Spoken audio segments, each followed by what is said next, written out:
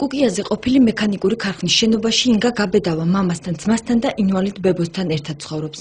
13 წლის ინგა თანდაყოლილი ხერხემლის ტრამვით დაიბადა, რამაც დროთა განმავლობაში იმუნიტეტის დაქვეითება და ფილტვების დაავადება გამოიწვია. დებიაჩემ მეუბნება ხოლმე, რომ ის რა ქვია, კიბიდან დაუვარდიო დედაშენსა, მაგრამ აი ზუსტად არ ვიცი.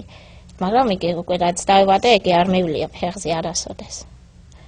მაგრამ ის პატარა რო ვიყავი, მამაჩემს მასაჟებზე დავყავდი და აი რომ მეუნებოდა რომ აი ოჭი ვარაშიო რო ჩაქვსავდიო, ფეხზე დგებოდიო. სახლის საქმეს ბებია აკეთებს, რომელიც უკვე 6 წელია ვეღარაფერს ხედავს. ინგასაც ისუვლის.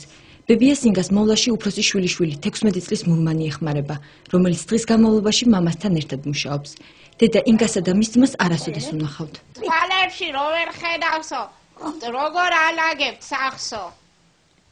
აზრით გამიტოვა ხნეთმა ისეთი რომ არ ვიცი მიდამი. ხშირი გაცების გამო პერიოდულად ფილტვებში წყალი უდგება, რაც მახრჩობელა ხოლასა და ჰაერის უკმარისობას იწვევს. იმისთვის რომ გამოკვლევა ჩატარდეს, რომელიც ინგას ფეხზე დაყენების შესაძლებლობას დაადგენს, საჭიროა მისი სრული გამოჯანმრთელება, რაც ასეთ პირობებში შეუძლებელია. ერთადერთ გამოსავალზე, რომელიც მათ საქველმოქმედო ფონდმა მომავლის გზის ხელმძღვანელმა შესთავაზა, ინგას ოჯახი კატეგორიულ უარს აცხადებს. ჩვენ ბევრი მცდელობა გქონდა ვესაუბრეთ მამას, ვთხოვით რომ გადაგვეყვანა ბავშვთა სახლში ან რაიმე ისეთ ნორმალურ პირობებში, მაგრამ სამწუხაროდ მამა ამაზე ვერ დავითანხმეს.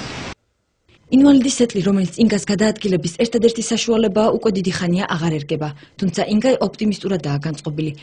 ყველაზე მეტად მინდა რომ ფეხზე გავერო და მსახიობი რო გამოვიდე. რო ვისწავლო და მსახიობი გამოვიდე. სამმავლო გეგმების და პროფესიაც ფეხზე დადგომის შემთხვევაში უკვე შერჩეული აქვს.